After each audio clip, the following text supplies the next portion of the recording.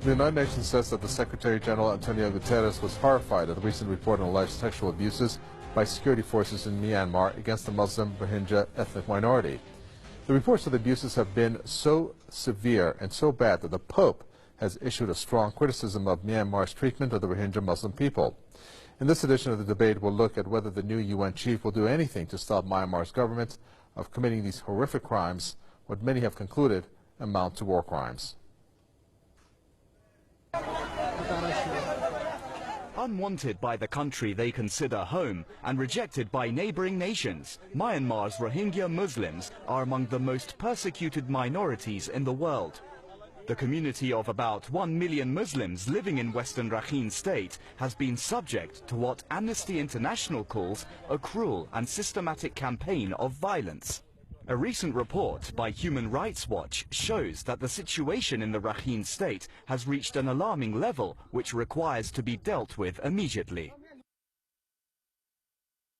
Myanmar's government forces committed rape and other sexual violence against ethnic Rohingya women and girls as young as 13 during security operations in northern Rakhine State in late 2016.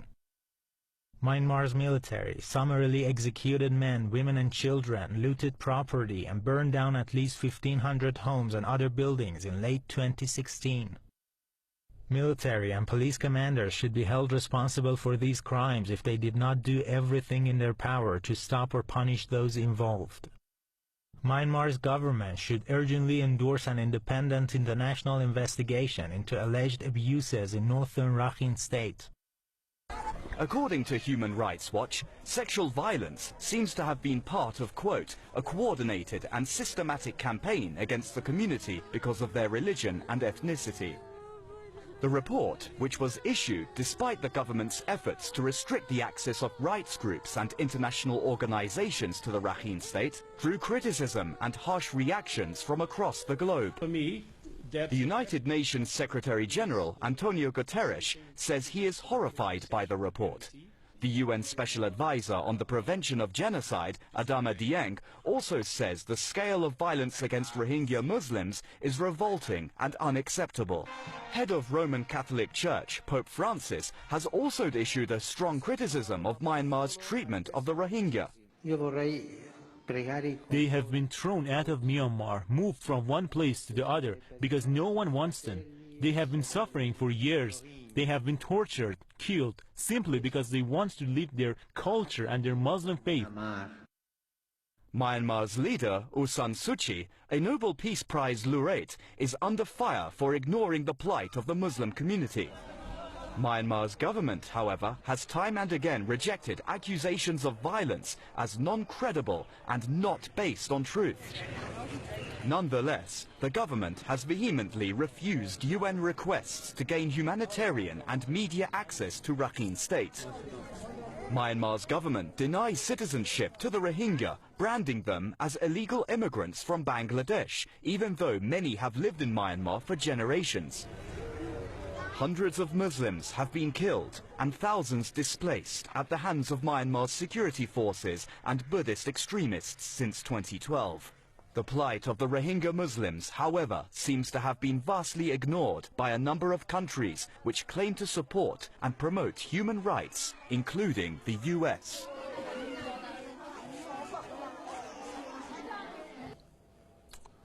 For our guest joining us for this edition of the debate, we have Masood Shajari, head of the Islamic Human Rights Commission, who joins us from London. We also have Myra Dagapa, coordinator of the U.S. campaign for Burma, who joins us from Washington. I'd like to welcome you both. And Masood Shajari, I'd like to start out with a piece of... Okay, it seems like we don't have Masood Shajari. I'll go to you, Myra Dagapa, coordinator of the U.S. campaign for Burma, and start with a piece of news that is now confirmed. PRESSTV website reported that just hours ago, and here we have a number of agencies that have confirmed this, and this is very horrific and shocking to hear, in which two senior UN officials have said that more than 1,000 Rohingyas may have been killed, or at this point have been killed, by the army crackdown that happened. So we're looking at this point at 1,000 of these Rohingya Muslims to have been killed.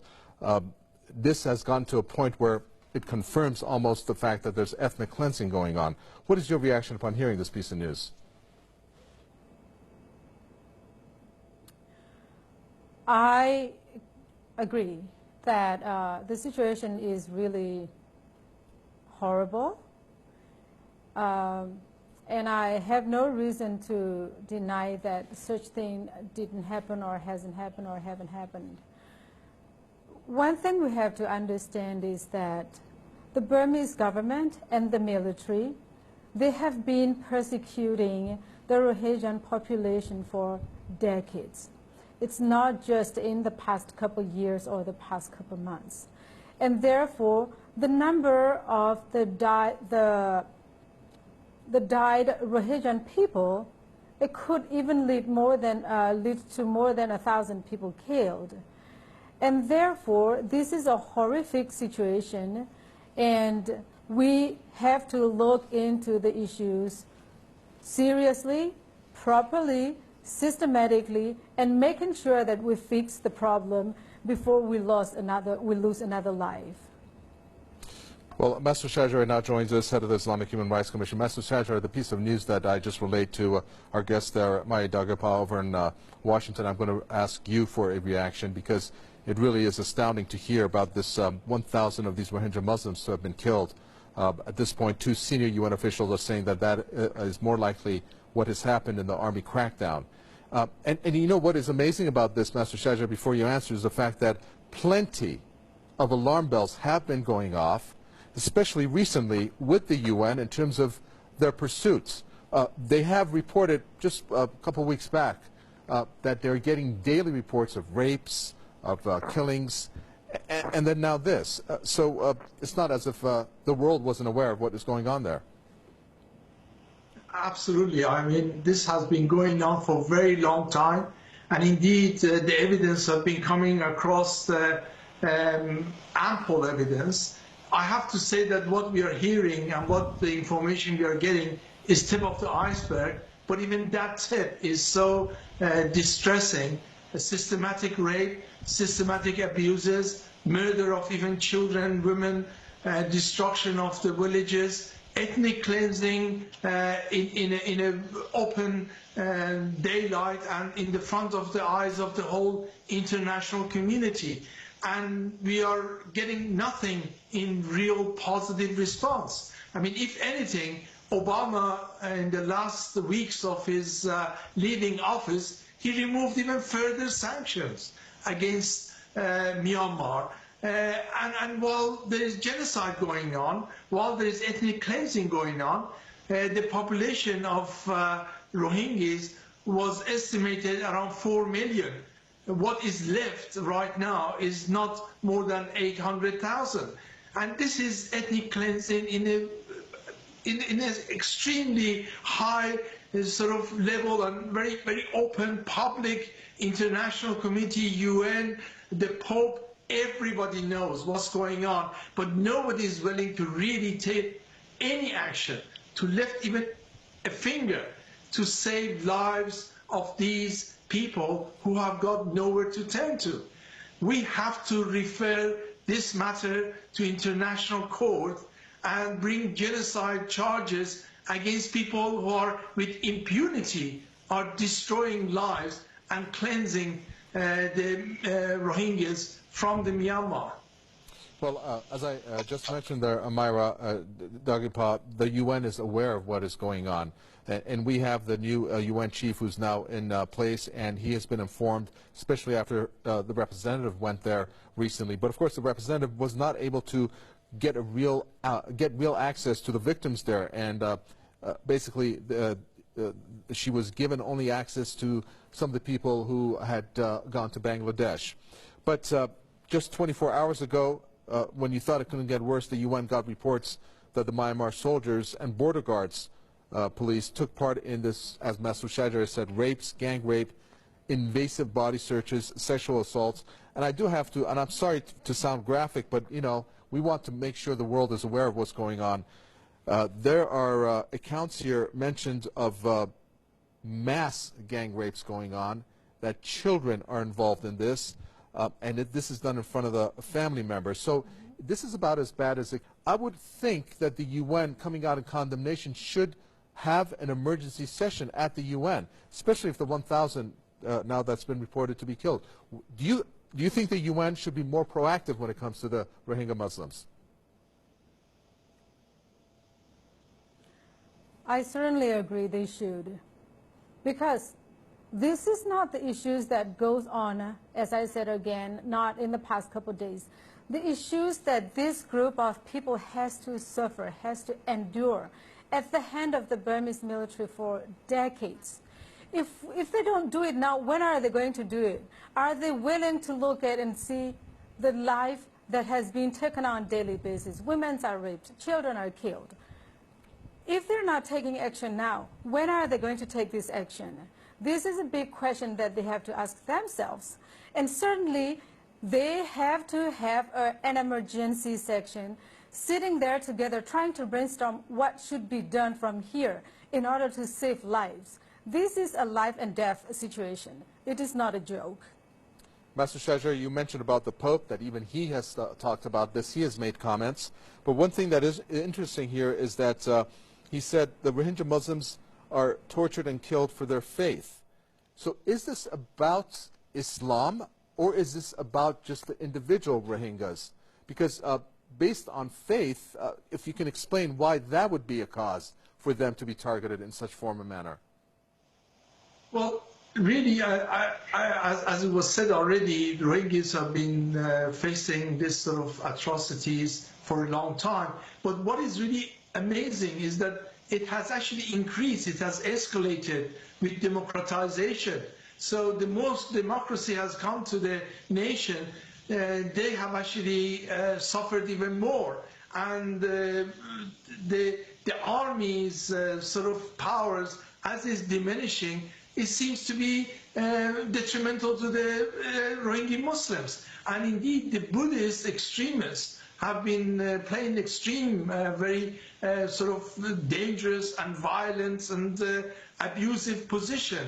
And there is a sort of emergence of both Buddhist extremists and the armed forces, with the sort of the government turning totally blind eye, which has actually created the environment where daily genocide, ethnic cleansing, and indeed rape and abuses are taking place. And really to say that, you know, I mean, what the international communities keep on saying is that, you know, it's fantastic, we got Aung San Suu Kyi head of the government. Well, she's now head of a government which actually raping and ethnic cleansing people in a mass and with impunity. What sort of Nobel Prize winner is she? And what is sort of makes, you know, the international community need to wake up. The reality is we know what's going on. What we need is action. And we are getting another Rwanda, we're getting another Bosnia taking place. And here, again, we are seeing Muslims are being singled out for a slaughter, and international communities seem to care not at all, since it seems that they are not even valued as much as human beings or even animals. If there were this many animals being slaughtered in the world, there would have been much louder cries, and indeed more action would have been taken. And this is actually really, it's horrible. It's, you know, to think that human beings have got less value than animals, and we call ourselves civilized, and we're sitting down around tables in United Nations and elsewhere, and you know, having cups of tea and saying, oh, this is terrible, but we're not even lifting a finger to stop the death and destruction carrying on, or indeed escalating. Well, one of the countries, Myra Dagyapa, that has helped the former military junta to basically stay there, lifting sanctions in the hopes, I guess, of promoting democracy in that country, has been the United States. But their reaction has been almost none. What I'm looking at here is the most recent reaction, deeply troubled, is what came out of the White House, and also said that the government should try to get a panel to carry out, redouble its efforts to carry out an investigation. But the UN has said that this panel that the government has is not credible. Do you think the U.S. could do more? And why haven't they? Along with, as Masood Shajara said, the rest of the international community. Certainly, the U.S. could have done a lot more because the U.S. is one of the powerful countries that the Burma government is looking up to, the Burmese military is looking up to. They wanted to have relationship with this U.S. government. And therefore, when the U.S. said things, they trying to follow to the extent where they can get something back in return. And therefore, here we can use all the leverages we have in order to pressure the Burmese military as well as the government in order to do more for this group of community. And they haven't done it. And they haven't done it. And I don't really know when are they going to start doing it. Are they going to wait until all the people are gone? Maybe that is already too late. Maybe even now it's already a little too late to start it. So if they don't start now, I'm so worried that the situation can get dire and dire. And the very upsetting thing for me is that it's not just the U.S., the international community, the regional countries. Everyone is so selfish. All they wanted is to get out from Burma, whether by economic mean or anything that it can get out from Burma. But at the same time, the basic human rights that we all are entitled to, and the Rohingya people don't have. Everyone forget about this piece of information. Everyone forget about this piece of things that most valuable in a person's life. And therefore, here we need very strong political will. We still need strong pressure that has to put upon the military from Burma as well as Burmese government. If we wanted to see Burma move forward with genuine political reform and save lives of the people of Burma, specifically right now we're talking about the Rohingya population, they have to do more. There's a disconnect somewhere, Masood Shajara. It just doesn't seem right when we bring in Aung San Suu Kyi into the picture in terms of what position she has. I recall perfectly before she won that she said in an interview when she gets elected that she has the power to make changes in the country. Even when the Rohingya problem came about, that she said that she has enough influence with the generals to do that. That hasn't happened. That has not happened. She's the winner of the Nobel Peace Prize, but she hasn't lived up to that. Even the people who gave her the Peace Prize are redoubling their thinking about why she was awarded that. So why isn't she doing that? What is the problem here? Well, you know, while she was in a house arrest, a group of Rohingyas actually went to see her. This is quite a number of years ago. And she actually said she's not going to do anything to help the Rohingya Muslim. And then she's really indeed an Islamophobe. Recently, when she was in Britain, she was interviewed by a BBC reporter, which happened to be a Muslim. And she actually complained afterward, and she was heard on the mic saying, why nobody told me that I'm being interviewed by a Muslim. And, you know, she has become part of the problem. She's not part of the solution.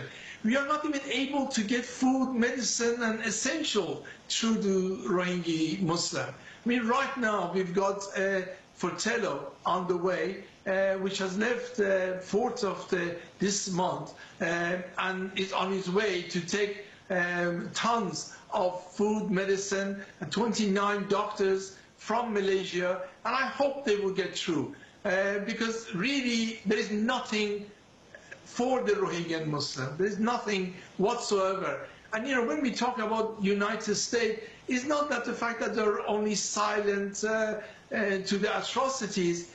Without their giving green light to Myanmar, this would have never happened. And the best way to actually explain the whole thing is the fact that, you know, Obama removed sanctions days before he left office from Myanmar. Rather than actually putting pressure, he lifted pressure.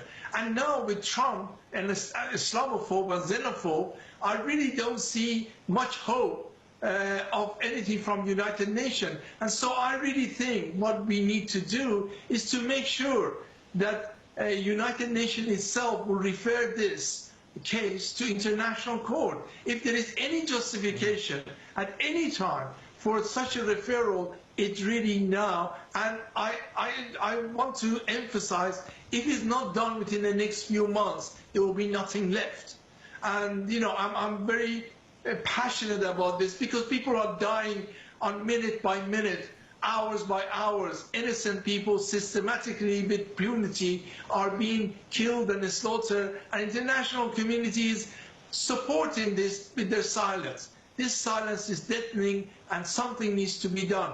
And I have to say that even those Rohingyas who are trying to get away from these atrocities, they either drown in the sea, or even when they reach any shores, we have got ample evidence which have recorded, which they become victims to traffickers. There are mass graves in Thailand and indeed even in Malaysia, when men, women and children are being killed and buried. It really is a disgrace for the international community to be silent onlookers to these genocides. Yeah, we got about 30 seconds that I'm going to give to you, Myra Dagipa, and I want to talk about some of the regional countries. Masood Shahjar talked about Malaysia. Just as recently as December 16th, the Malaysian Prime Minister said that the world needs to act against the genocide that is happening in Myanmar. Najib Razak telling his supporters there. And ASEAN countries seem to have opened their ears to that, but then nothing else. Here we are in February, 2 months to have happened. Why aren't the regional countries reacting to this more than anything? Because the U.S. and the UN may be out of sight, out of mind in terms of where Myanmar is located. Well, that is very upsetting. I totally agree. The Association of Southeast Asian Nations, ASEAN, should do a lot more than this. And because they talk, every time when they talk about the situation, then they bring in the word sovereignty, which is so upsetting. When you look at the word sovereignty, then you don't see the problem as it is. And that is where we start losing lives on a daily basis. The ASEAN could play a leading role in these issues, in the Rohingya issues, because guess what? They have economic power. Yeah. They have economic I'm sorry to leverage jump in. over I do its apologize. own We're just fresh out of time. Thank you, Myra Dagipa, coordinator of the U.S. campaign for Burma. Also like to thank Masood Shahjar, head of the Islamic Human Rights Commission, who spoke to us from London. Thank you both. And thanks for tuning in to another edition of the debate from Mikoa Tapwe and the entire team in the capital, Tehran. Goodbye.